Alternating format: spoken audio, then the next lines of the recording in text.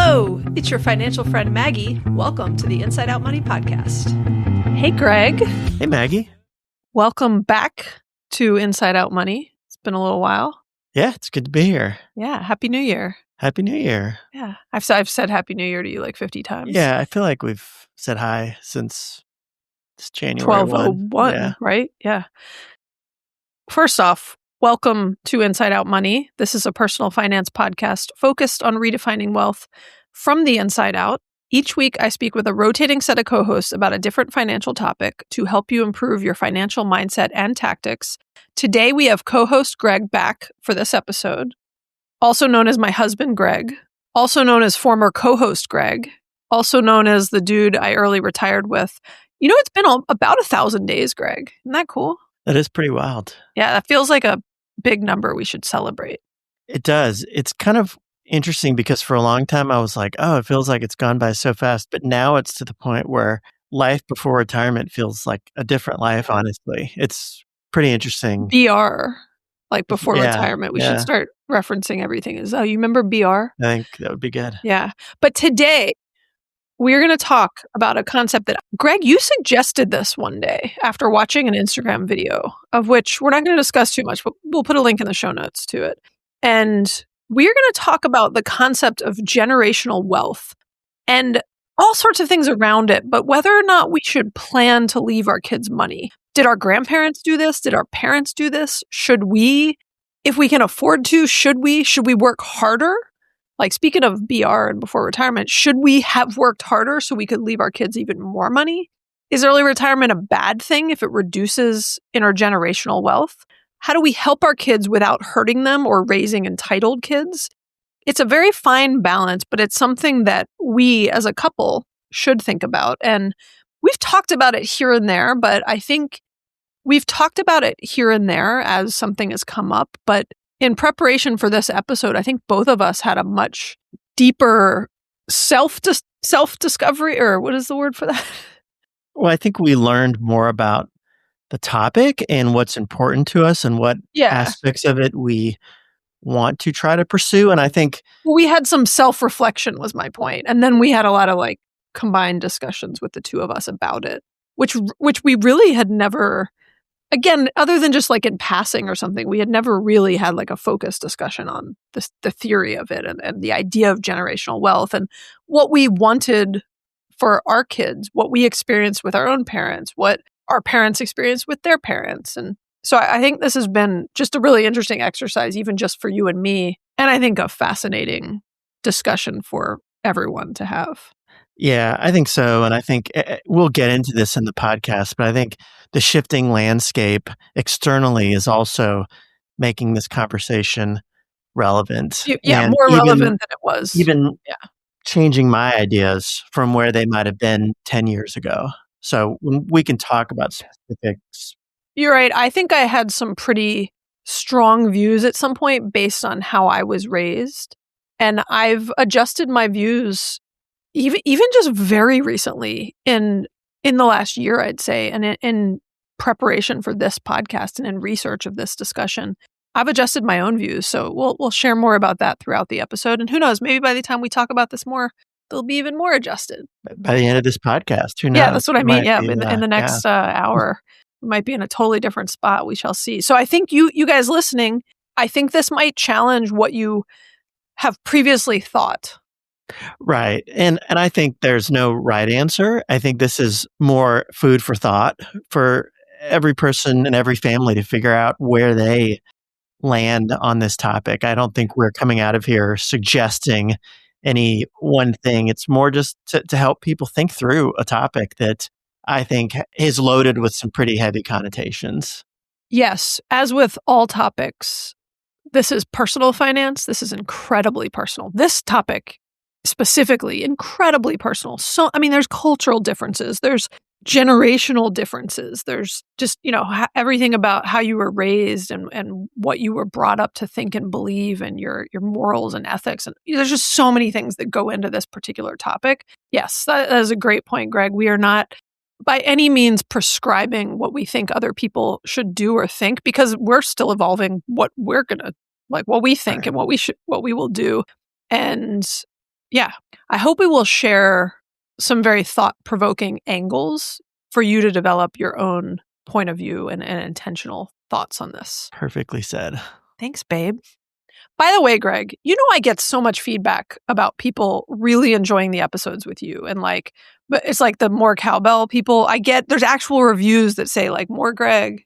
That's very nice to hear. I sometimes can't believe that because I'm my own worst critic. But I think It's also true. I don't make it up. by not doing these on a rotating basis, I'm able to be more selective of like, oh, here's a topic that's really interesting to me versus a topic that I'm sort of like, oh, I feel responsible to record an episode, but this topic isn't as interesting. So that could be seen as a cop out, but I also like to, there's certain things where I'm like, oh, it'd be fun to get on and talk about this, and other things where I'm like, I'm not adding value to anyone other than Well, I think you always added value, but I am like playing kind of hard to get with you, right? Like I'm like, you're not a regular co-host anymore. Yeah, I mean, I throw out ideas and you're like, nope, not good enough. Yeah, no. Come back with a better again topic. tomorrow. Or find that idea and pitch it again. In reality, he comes back. He comes with an idea like every few months, and I'm like, yeah, sure, come on, Greg. Yeah. Okay, back to keep us on track, Greg. Back to the point. Well, I wanted to start by asking everyone a question, and that question is, what image does the term generational wealth evoke? When you think about it, when you think about historically, term generational wealth, does it evoke a picture of old money and entitled trust fund babies? Or does it evoke the picture of a family that provides financial security and a launch pad to their future generations while also teaching those children financial literacy and responsibility? So two very different pictures. Yeah. I'm just kind of curious for people to think through, because I think for me, generational wealth for a long time evoked the first picture. It was the old money. The Kennedys, the Rockefellers, the Hearsts, like big old money. Yeah. And, when you hear those, you think of the first generation or two that worked really hard and built an empire, and then the future generations that kind of squandered it and lived off of trust funds and had scandals. And so I knew a lot of trouble. And, exactly. Right. And too much money, not enough, work ethic and, expectations to like make their own way. Yeah. Yeah. I gave it, that is what I always pictured when I heard the term generational wealth. I certainly did not think about my parents and my family or our family. Right. And I, when I look back at some of the things we're going to talk about, I'm like, oh, in some different ways, but my parents provided me with some versions of generational wealth. And a lot of my friends' parents did to them and in different levels and ways. But I would have always said like, oh no, I definitely don't have any generational wealth, nor will I produce any. But that's actually not true. Yeah. And I think this has challenged my thoughts on the topic, and hopefully we'll do the same for listeners. Yeah. Even when I was a kid, I remember my dad provided me with a very generous college fund and provided me with that, and provided me with a lot of great foundational stuff as a kid, but really made it clear that that was the end of what he was going to provide. And after that, I would be on my own. And that even didn't he even reference his like will? He did. He said at the time, I will not be leaving you any money. I don't believe Which is interesting to tell like a 18 or 20 year old. Yeah. I wasn't even thinking about an inheritance from my parents at that age. Yeah, I wasn't either. I mean, it's not something I was thinking about, but he just decided to make it clear to me that he was not going to leave me money. You better make your own way with this. Yeah, college. And that money was going to be donated to charity or something. Yeah. I've since talked to him, and I think some of that was him wanting me to not rely on stuff. And I think maybe his views have changed a little. And I think it's worth clarifying too. It's not like you came from a really wealthy family too. Your dad was a doctor, but he was a doctor on St. Thomas for a long time, where you're not making a lot of money. And so it's not like you were, I think it's just relevant to share with people. It's not like either one of us came from some, incredibly wealthy parents. I think we grew up pretty, at the time, average middle class, maybe slightly above average. Yeah, I certainly was not. I mean, again, super fortunate in the bigger picture, but yeah, I was not growing up in the some luxurious thing or expecting Yeah. to have a life of luxury or To me, it just makes that statement more interesting because I would expect that statement perhaps from somebody who had like uber wealthy parents. But it right. was like an interesting point of view from just a kind of regular person that did not have a massive amount of assets, Yeah. right? And so, anyways, I just think, yeah, that is an interesting. That was his thinking, right? Again, he was trying to say that to help you feel driven and motivated. Right. And I had a lot of the same like beliefs growing up of like, I didn't get a massive amount of help from my parents. I had a much smaller college fund, like probably like a tenth the size of yours, I believe.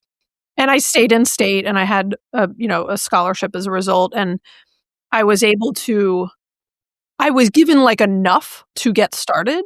But later in life, I was lent some money from my mom that really helped me to like be able to do a renovation I wanted to do earlier than later. And so it was interesting because I did get some of that help later in life when my mom was in a position to be able to give it to me, which she wasn't necessarily in when I was going to college. Like her financial situation was different. Yeah. To really dig into this, the idea of generational wealth, I think, is more important than ever because housing and educational costs have increased so much. They have significantly outpaced income gains. So there's all sorts of stats. We'll share some later in the episode, but that combined with threats like AI and other things that are affecting the job market, it's making what was once a very clear and simple path for like somebody who was able to go to college and able to, get decent grades and then get a good job. And that job afforded them the ability to, they could afford to go to college first off. And then that college degree got them a reasonable job and they could afford to buy a house with that eventually. And like, that's not really how the math is mathing anymore. Right. You think about our parents, and when our parents, if they went to college or, followed a trade, and they were guaranteed success. If you were a college graduate, you were guaranteed some, I say success, but, stability, Yeah, job stability is a great word. prospects. Yeah. And that was given. I think we were coming out of college, late 90s, early 2000s. It was a little more murky, but still it was more clear. There was certain job paths you kind of knew were going to be job paths. And obviously your how successful you were in those depended on you, but you knew there was a great outlook. Yeah. Now, who knows? I mean, there are kids coming out with degrees that are almost obsolete that 4 years ago seemed like great career paths. And I think about that all the time with my kids. Yeah. I'm not sure where to advise them to, what career path to follow because it's changing so much. And so all of those things, I think, do make this idea of how do you create stability and security. How do you set your kids up for success, quite honestly? Because that's what we're worried about is like, Yeah.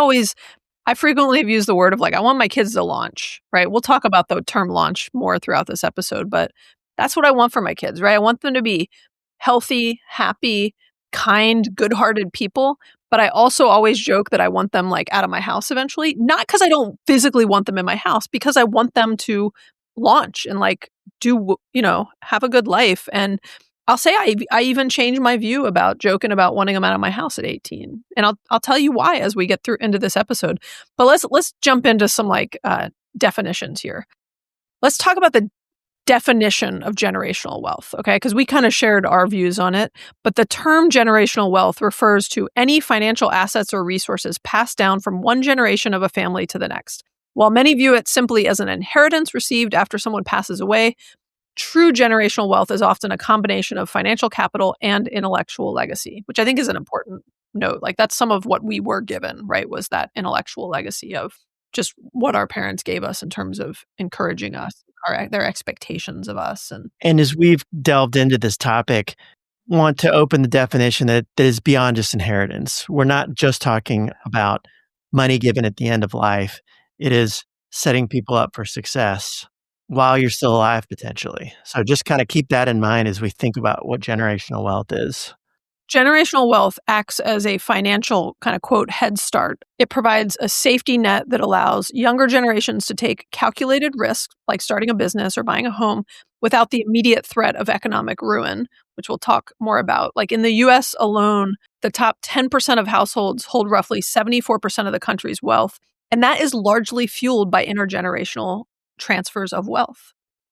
As a counter to the idea of generational wealth, society, especially in the US, touts the idea of rugged individualism, a narrative that states you move out at 18, you take out student loans, you lease an apartment, you establish your own kind of household, and you're on your own, if not at 18, at 22 for sure by the time you're out of college.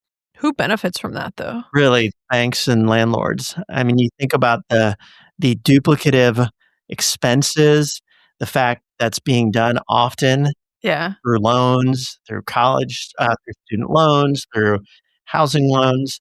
You're creating an interest and a windfall for the financial system, but really not setting your kids off on the right foot. Yeah, and that's actually the Instagram video that we referenced, which we'll put a link in the show notes to. That's what it was about. It was sort of a little bit, it had a little bit of like, we're all getting scammed. Banks are telling us our kids need to move out and get college loans and then get a loan for a house or, rent or whatever. Well, it almost said that the banks, they said it was the biggest psyops by banks. And I'm not sure if I believe that's true, but anyway, it doesn't matter. I think the spirit of this discussion does matter. Yes, right? It certainly was thought-provoking for me. And some of those social media videos, they're purposefully provocative, right? And so, but look, it spurred us to have this conversation, right? And so I think many would argue that spirit of like, again, I've said like, all I want is for my kids to like move out at 18 and be able to, I mean like after college really, but like do well in college, be able to get a job, be able to support themselves, not be back on my couch, as people always joke. It wouldn't be on my couch, though. It'd be just back in their old room.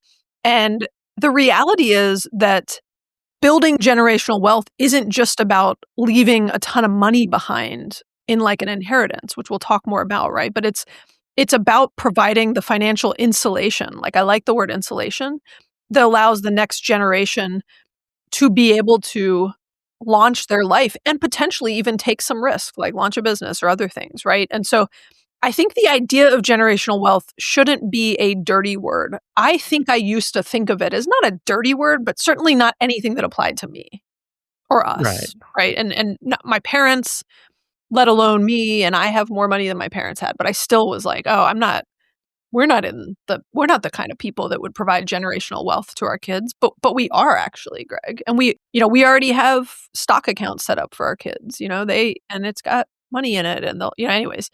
So I think it shouldn't be a dirty word. It actually could be a really helpful launch pad for our kids if we do it intentionally.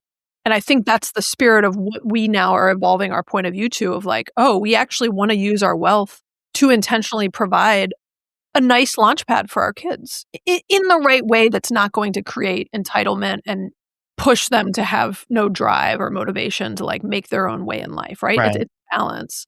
And one of the things so we did a episode, Liz and I recorded an episode on the book Die with Zero, like over a year ago. It was a book that Bill Perkins wrote. We'll put a link in the show notes to that episode.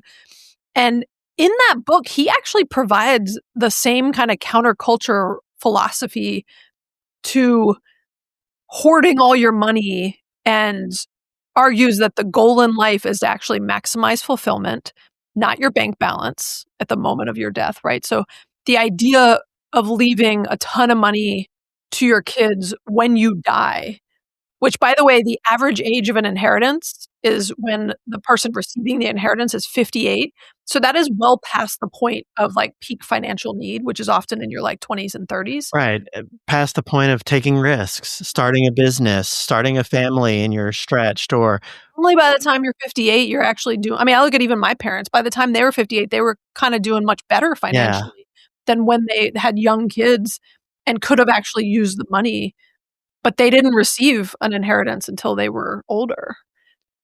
We're going to come back more to the Die with Zero concept, but it is actually really compelling around this discussion, right? Because it can shift the conversation from how much can I leave behind to my kids to how can I best use my wealth to impact my family throughout their lifetime. Right. So if you end up dying with millions, but your kids struggled with, 8% student loans for 20 years, like, I'm not sure that's like winning in life, right? That's like mistiming your capital. Yeah, it's that point alone is so interesting when you think about it. It's yes, that person is out there and they are paying loans and they're learning to be responsible and maybe they're building good credit scores, but ultimately a lot of money went to a third party that lent the money versus doing something in the family. And we're not saying just giving your kid the money with no strings attached, but there are ways to help that younger person without them having to have their own apartment and just go pay rent or, take out a loan. I mean, you can give them some money with literally some strings attached, Right. right? It doesn't have to be from a bank with 8% interest. Yeah. And I've had, I've shared on the show before. I have some fairly strong views about college and what it should cost and what's reasonable to go into debt over and all of that. And so you can still combine those views with the spirit of what we're talking about here. And as you said too, it's interesting, your mom helping you later in life. My mom has done the same thing. I again never thought of it as, oh, this is helping build generational wealth. Yeah. But she's done many of these things too, especially when she saw that I was a responsible, hardworking person. Yeah. She helped me along the way in things. Let's put a pin in that thought, Greg, because actually when we get into Die with Zero in a bit more, I think we'll share some of these examples and it'll become more clear to people what some of the things are that you could think about doing. Ultimately, there are a lot of different points of view out there. And our goal is to help you consider the various points of view and to thoughtfully and intentionally go into your own experience with your own family so that you can think more about your own financial planning and goals and think proactively about this because, these discussions could change how long you decide to work, right? What your FIRE number is if you're on, or what your FI number is if that's a path you're on, or just how you talk to your kids about money.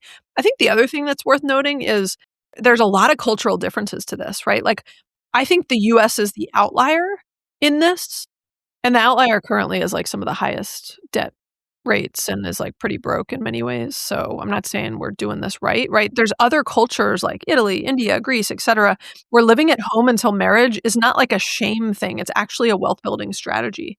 And there's a lot of other benefits that we'll talk about when you're living with multi-generations in the same house that aren't just financial. And there's actually a book I just read called The Siren's Call, which is really good, by the way. Highly recommend it. And a quote from that book is, "For most of history, living alone was a fate usually reserved for outcasts, penitents, or holy men. It was rare for most of society. Over 1/4 of U.S. households contained just a single person. Not only do we have a loneliness epidemic, but we actually also have really unaffordable housing." And I'm sure you guys have read like a ton about just the epidemic of loneliness. I know I have. They actually, in that book, even compared it to smoking cigarettes in terms of its negative health effects, like loneliness and what it can do to someone. And so, in a way, the conditions are set for more loneliness and more expensive living. And, the solution to those things actually help each other, Yeah, which is interesting. it really is actually. That whole point I found very interesting and kind of like a light bulb, Yeah. turning on. So as we mentioned earlier, the math has changed. So the traditional path, especially in the US, of coming out of school at 18 or 22 and getting your mortgage and having your own separate household isn't just harder today, it's mathematically almost a different game. If you look at the independence tax, in essence, when young adults move out prematurely, they're facing a triple threat of modern economic realities. So the first of those is the housing and rent gap. This is not new news to anyone, but the price to income ratios have doubled from 3.5 to 7 times. Which basically means in 1980, the average home cost was roughly 3.5 years of median household income. In 2026, it costs over 7 years of income. So even with lower interest rates than in the 80s, the sticker price has outpaced wages so drastically that it's just this huge barrier to entry. And it can be a real dream killer to where people cannot afford to buy a home. Not forget their 20s, like in their 30s, in a lot of markets, people can't afford to buy a home. The barrier to entry is often the down payment, and they can't afford it. Yeah, and that struck me as I've been doing some Uber driving. I would meet young people that were college graduates that had very nice sounding jobs, and I would be taking them to their parents' home. or to an apartment, and they would just talk about, "Oh, where do you live?" And they were like, "Oh, yeah, I won't be able to afford to buy something for a long time," and totally different than when I came out of school. Yeah, it is very different, and it's, like, something that I don't totally appreciate because I don't see and feel it. You know, I've been in the same house for, like, over 15 years now, and so I remember buying a house, and it was definitely a stretch, and, like, we did when we at the this was, like, this was back when we, like, you could make really small down payments, which you can't do anymore, but it was I remember borrowing some money for my very first down payment, and I remember putting down very little on this house, and that was how we could afford it, and it And still was having a reasonable mortgage payment yeah, probably. well, it was a little stretch, we bought, like, more house than we should have at the time, but our incomes increased drastically, and so that helped, and then, but the other stat that I think is interesting is this education and debt spiral that we're in, right? So, you used to be able to kinda, like, work your way through school, and that model is gone. It's just not feasible for many people anymore, right? Public tuition has jumped 170%. That's inflation adjusted since 1980. There was a time back in the '80s where you could pay for a year of public university tuition by working roughly 250 hours at a minimum wage job. That was basically like a summer at the pool, right? And then it turned into like almost you need a full-time job for 30 weeks to cover the same tuition. And that doesn't even include room, board, beer, anything else you need? That's a staggering increase. It's not just, Yeah. "Oh, it's stretching the budget." That's shattering the budget. Yeah, and I just even look at, like, there's these stats, like, in 1990 a 1990 graduate, the average debt coming out of school was $9,000 versus they had a starting salary of about $27,000. Again, that's a ratio of, like, 0.33. In 2025, the average debt coming out of school is 38,000 versus a starting salary of 58,000. That is a ratio of 0.65, right? So, graduates that are starting their adult lives now have double the debt burden relative to their income compared to what their parents had. Like, that is and that's, when our kids go to college, that's gonna get it's on a trajectory where it's getting even worse, I'll put it that way. Though I have seen some universities coming out with some very nice new programs if you were lower income. Yes. But if you're middle class, it doesn't really apply to you. And, so yeah, it's just it's moving in the wrong direction. And then if you just think about the idea of a fragmented family, in essence, 2 households versus a shared intergenerational household, that might mean 2 mortgages, 2 utility bills, 2 sets of insurance. Yeah. And when you do that, in essence, you're transferring more wealth from your family to the bank versus one multi-generational home where all of that is, in essence, bundled and spread across multiple people. And then there's kind of the invisible costs, things like the subscription trap, things in the '80s where you had some utilities, but there were fewer add-ons, and now Yeah. the average is a $200 a month subscription bill of things like cloud storage, streaming, cell plans, internet service, things, you're streaming, Yeah, things that didn't exist a long time ago, but that feel like a necessity. yeah, Arguably if they are or not, but yes, feel like a necessity to many and when people. you're in one household, that can be spread much more effectively than when you have 2 separate households, 2 separate subscriptions for each item. And we're not even suggesting that you live with your kids forever. That's not I know that actually or even till they get married. I know that does actually happen in many cultures. I'm not even suggesting that because that is a massive shift in I'd say, what the norm is. But I am suggesting that you think differently about how you quote launch your kids, and some of that might be them living with you longer through college, them living in a rental property you have. There's all sorts of different options and paths. And so we'll get to this idea of helping your kids create a launchpad strategy. It's actually what we're going to end the episode with. But I think first it's helpful to go back to the die with zero concept because I really want to double click on it. There's some really interesting concepts from the book that tie into the spirit of rethinking generational wealth. Yeah, and this is actually a book I've not read, so it Yeah. was really interesting to kinda see some of these concepts that you pulled out from your reading of the book. I think you should read it though, Greg. I think it's in our Audible from when I had like an Audible free trial or something. The spirit of Die with Zero is that you can shift from thinking of yourself as like a post-mortem provider right, to something like more of an active accelerator, right? You could give your kids a warm hand when it actually changes their life. Again, most inheritances arrive when the recipient, I think that some of the data says like the average age is 58. So it's like I've seen other stats that say it's in your 60s. Leaving your kids money at this point, in my opinion, it's not ideal, right? By then, the utility of the money is low and you don't get to watch them enjoy the money. So a few concepts that are talked about in the book. One is this kind of quote magic window where the optimal age for financial help, and this is supported by research, is 26 to 35, right? This is when a leg up, like a house down payment, money to start a business, etc., has the highest mathematical impact and also emotional impact. And this is because your kids are old enough to be responsible, right? They're not 18 and they've just gone out of the house for the first time. Like, I don't think that's when, I don't think that's any magic window.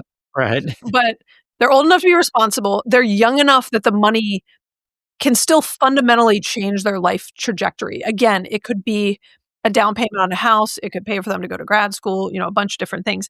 And then to me, one of the things that is actually most interesting, in addition to actually wanting to help my kids without hurting them, which again, we're going to come back to how not to hurt your kids, how to mitigate some of the risk on this. We'll do that at the very end of this episode. So stick around, guys. I'm terrible at like teasing things at the end, so that's a half joke. The concept that I really love that's combined with this kind of magic window of 26 to 35 is the concept of memory dividends. And the author Bill Perkins talks a lot about memory dividends in the Die with Zero book. So the spirit of this is spending money with your family now on, let's say, like trips, experiences, whatever, pays dividends in the form of memories for decades. So if I were to leave a bunch of money, our current life, it would forecast that we would, if we're, not in some like crazy expensive nursing home when we die, which I don't want to be in anyways for quality of life reasons, we would end up leaving our kids money, right? Like we'll probably have money left over and they would have it. But the spirit of memory dividends is leaving our kids a pile of cash when we die at 90, let's say. Fingers crossed. It'd be a nice time. I don't mean I would love to make it to 90 was my point. It has almost zero, I'd argue, memory dividend. I'm not going to get to see how they spend that money. I'm going to be dead at that point, right? So you have all sorts of beliefs of like, I don't know, maybe you'll be up in heaven watching your kids enjoy this. I don't know. So the point of it is, if you were to start to take some of that money now and spend it on your kids or give it to your kids to help them launch in life, you are going to earn a dividend every time you get to reminisce about that for the rest of your life. So let's say I have this vision, like we take our kids on these like great summer trips to different places around the world. And we both have this vision, Greg, because we've talked about it, that when our kids are adults, like young adults, like I'll take them and their partner, who if they're dating someone or whatever, but like I still want to go on these trips with them when they're young adults, when they're in college, when they're out of college, like schedule permitting, I'd love to be able to treat them on these trips.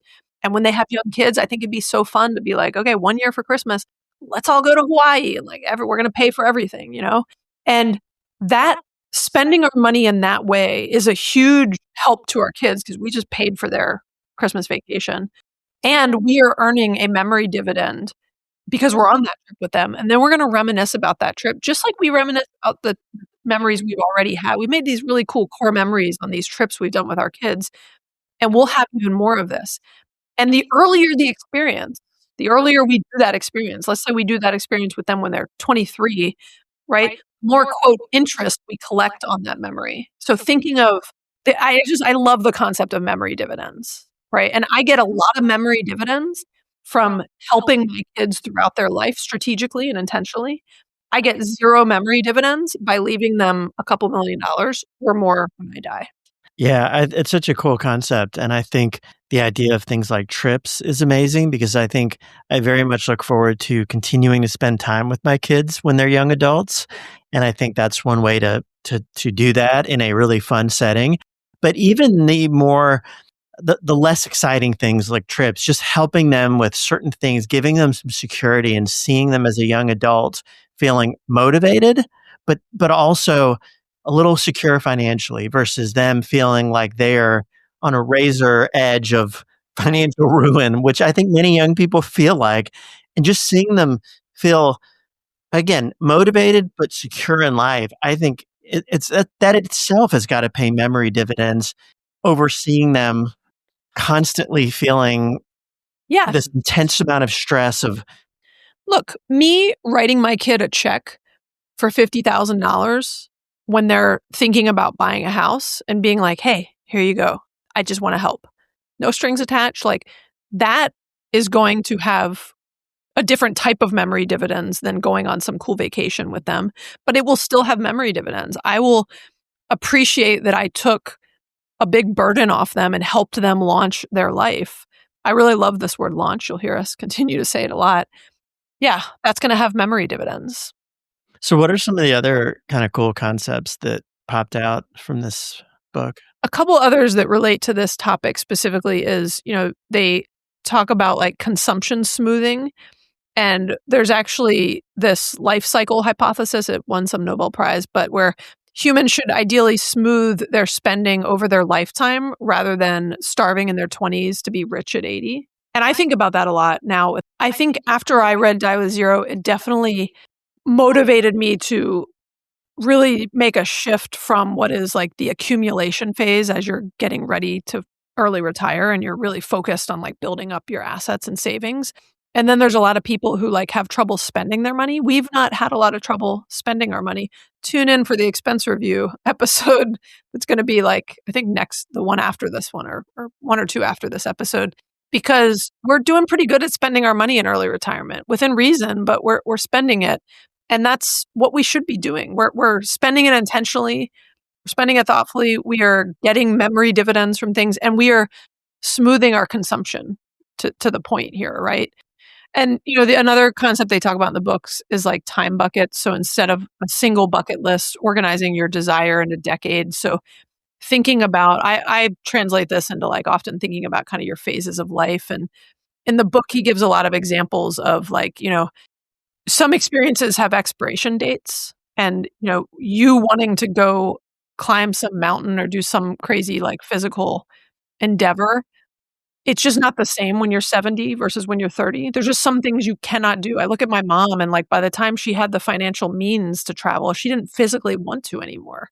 And so it just it's not comfortable for her. And so I do think a lot about like spending the money, smoothing our consumption, and also placing it into time buckets of when it is most not like relevant, but like where it makes the most sense, right? Just being logical of saying, hey, these are like, I want to travel while we're young, while our kids enjoy this stuff, while we have the, access to be able to just easily take our kids on trips. And I say access as in like soon they'll be in the next 5 years, they will all be in college and they're going to have their own schedules, and it's going to be a lot harder to coordinate this. They're not all like under our roof over the summer when we have some control over their schedules. And so I do think there's just this comfort that book gave me around spending my money in the right times of life and being more thoughtful about that.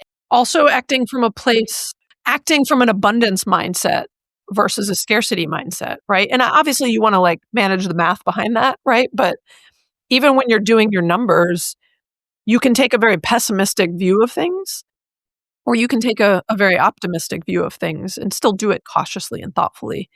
And so, yeah, I just think the book Die with Zero and some of the concepts from it, I'd say particularly the like, kind of magic window of when financial help is most helpful to kids, and then the concept of memory dividends are like the most relevant takeaways that when combined with this broader generational wealth discussion really do motivate me to want to think differently.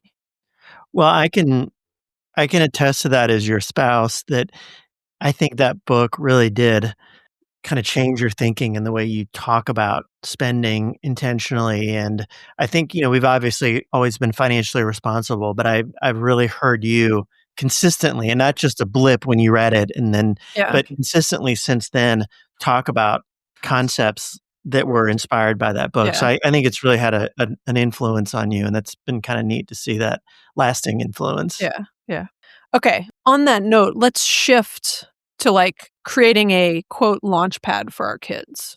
Again, what Greg and I are shifting our thinking to is thinking of generational wealth and combining, the spirit of Die with Zero with really wanting to thoughtfully create a launch pad for our kids. And we don't even know what that will all look like at this point because our kids right now are 14 to 17. So we're doing some things foundationally that will help them in the future, like, college funds and, putting things into minor trading accounts and things like that will transfer over to them when they're 18. And none of them they've had like some summer jobs at babysitting and stuff, but they haven't yet had what is like earned reported income via the IRS. And so when they do have that, I want to get them Roth IRAs and I want to do all the things to optimize that for the current and their future. But in the meantime, we're starting to think about what we can do for them to provide them a launch pad. We want to balance that without creating entitlement, right? Right. We'll talk about how we can help them without hurting them. But, some examples are things like, let's say one of our kids does move back in with us post-college or, even during college. Like we have some rental properties that at some point, if they were in college in Atlanta, and some of them might be, we would let them live in a rental property. And like that, again, is better using the capital that our family has versus paying someone else rent. And I don't think paying rent's a bad thing, by the way. Yeah. Well, honestly, just at a high level, the idea of changing the thought of like, oh, our kid moving back in with us after college means maybe they're not flourishing, to almost encouraging that. Yeah. Given that they are working, right? If they're just like, I don't want to do anything, so I want to live with you, that's different. But if our kids come out of college and they're working and they live near us, I would almost, instead of reluctantly letting them move back in, encourage them. Say, hey, do you want to move in for a few years? Why don't you spend a couple of years here? And we'll give you your own space. We're not going to be up all in your business. Making it I think we'll be traveling a good bit too. So being like, look, you guys can live upstairs. We're going to move in downstairs and we'll be in and out, It's not the last resort. It's actually maybe the first thing, but something we say to them, hey, would you be interested in this? Yeah. We think it would be a great way for you to save money and start life on the right foot. And it's an attractive option. And maybe they even have a roommate and charge them rent. And you could do all sorts of things. You could decide that you actually want to charge your adult child rent, but you secretly invest it in a high yield savings account and you hand it back to them when they're ready for a home. I like that a lot. I think it's kind of fun, right? Yeah. There's all sorts of creative things you could do that fit within not only what your financial means are, but what your beliefs are and what you feel right, what feels comfortable for you. But I think as an example, like when you say, I would be open to the idea of my kids coming back and living here and having a nice setup for that and all that. But let's say that one of them was making like $100,000. I'd be like, well, you're going to pay a small amount in rent because I do want to start to teach them responsibility. Right. And if I don't need the money, and again, if they're using crazy utilities or whatever, but if I don't need the money, the idea of putting it in like a secret account for them and saving it, and then forced savings, surprising them with it, it's what a fun thing to be able to do for your kids. Right. You could even act like a corporate 401k, right? You could create a match program for your kids. You could say, for every dollar you save for a house, I'll match it with 50 cents. Right. And so it rewards the right habits with them, but it also utilizes excess that we have where we could afford to maybe just hand them $50,000, but perhaps that's not the message we want to send. Right. They've got some skin in the game, but you're also incentivizing and matching it. And that's kind of a neat idea for sure. I remember even, one of my good friends had a pretty sizable college fund that their parents had saved.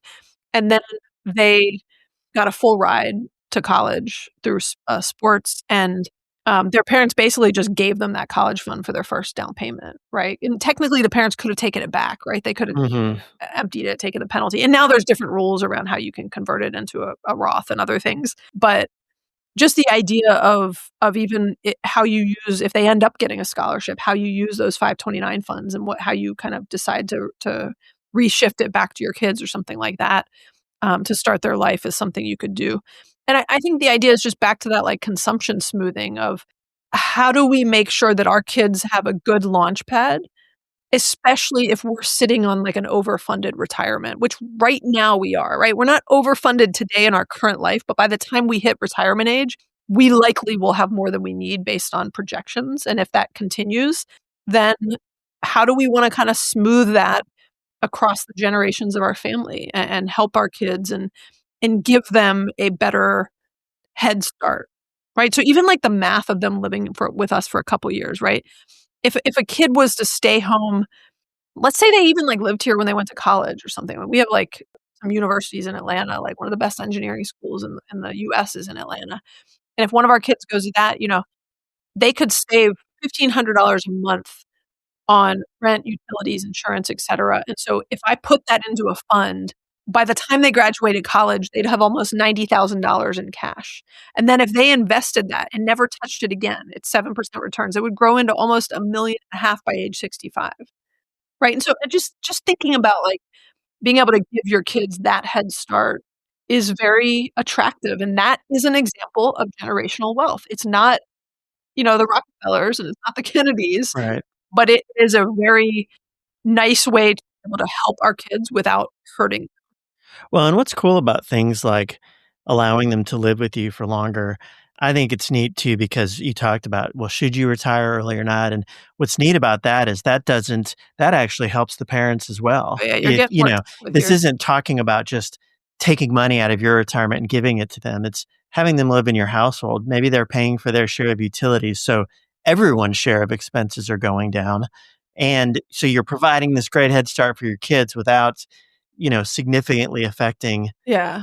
your retirement. So I think that's one neat way to do things that really make it more affordable for everyone. And Well, I thought you actually were gonna go to the memory dividends. well, that The other too, we've all sure. seen, I'll put it in the show notes, but we've all seen the like wait but why chart of like how much time you have with your kids. Wait but why is the name of the blog it's on. But it's like how much time you have with your kids after they leave, basically like after they go to college.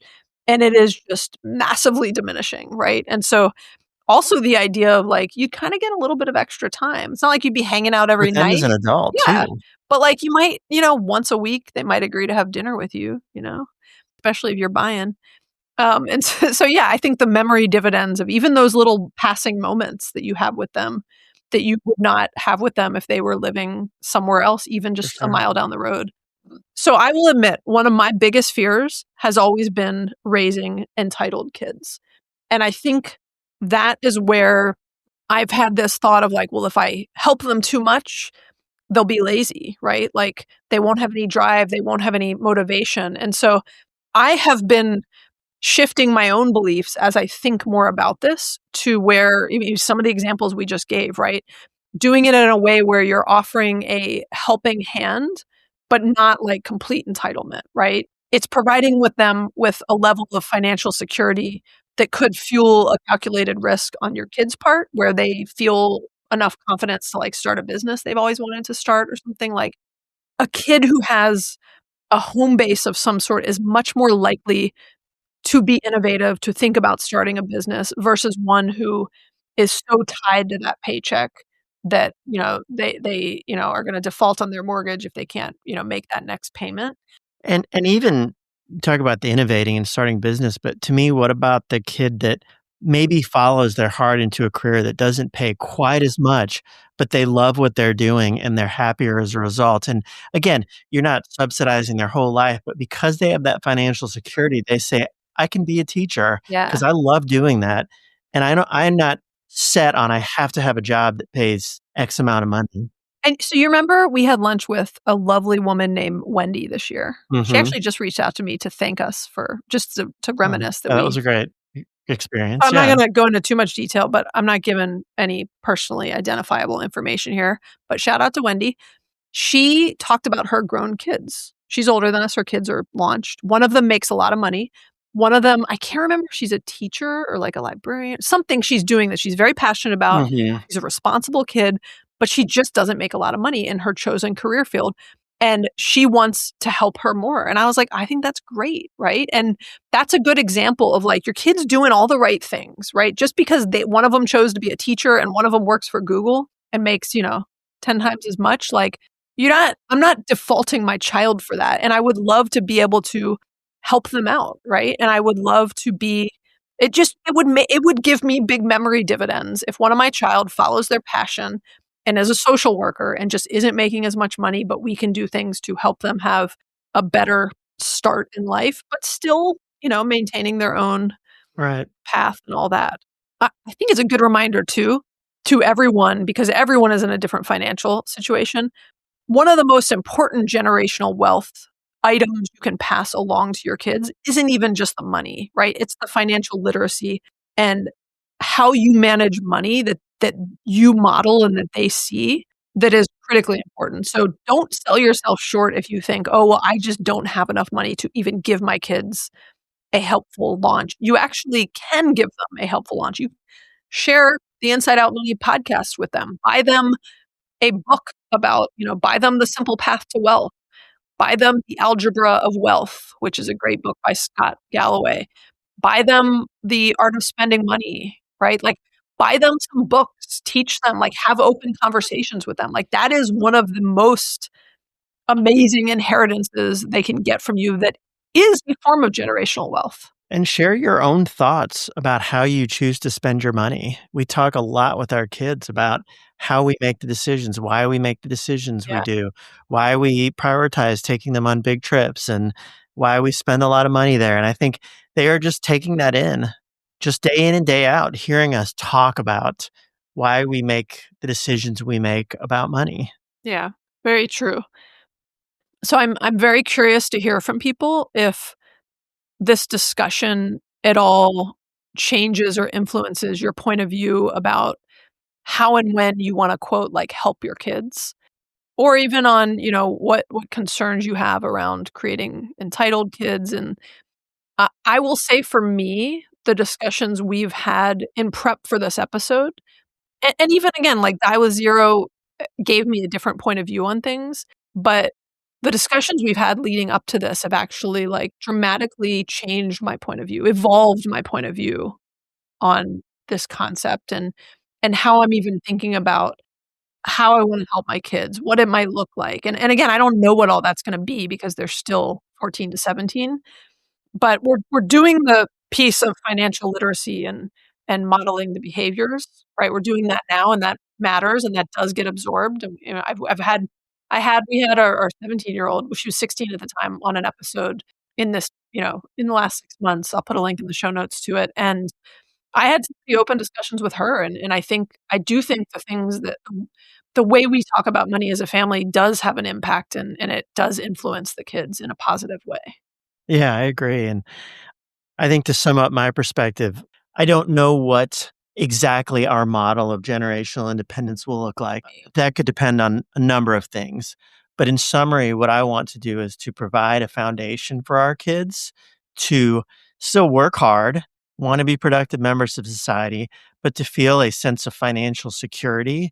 They will be okay as long Yes. as they work hard and do their best. And I think that's how, again, our parents probably felt coming out of college was, if I work hard, I'll be okay. And I think, unfortunately, many people don't feel that way in today's world. And I want to make sure our kids do feel that. Yeah. Okay, one question for you though, Greg. Are you personally willing to go back to work to do that? What if you had to go back to work for a couple years? If I had to, I would do that. I don't think we have to, though, because again, so much of what we're talking about isn't just saying, here's massive amounts of money, Yeah. go spend it. It's providing them a place to live as they establish their lives. It's, spending down my retirement maybe sooner as opposed to just giving them money when Yeah. I die. So hopefully that's not the case. But yes, at the end of the day, I guess I would, depending on what the job is. Well, I was like half joking on that question, but something to think about, because I do think as you're on a fire goal, if you are on that path, you might want to think about this as you think about kind of what your number is and what you want to plan for. Okay. We've gone through a lot today. This could be like, we could do a follow-up episode on this. There's a lot to talk about. I'm curious to hear what you guys think. Thank you all for listening. We always appreciate you spending some time with us. If you've enjoyed this episode, we always love it. If you want to give us a written review on Apple Podcasts or Spotify, we really appreciate it. I also think this is a really good one to share with a friend or family member, because this is a conversation you want to have with your adult kids, have with your parents. Like, I very much encourage you to send this to the appropriate person and say, like, I'd love to discuss this. If you have any thoughts or questions, we would love to hear from you. You can leave a voicemail or text us at 404-981-3371 or hit us up on Instagram. Awesome. Thanks for joining, Greg. Yeah, thanks, Maggie. This was a fun topic. Bye. Bye.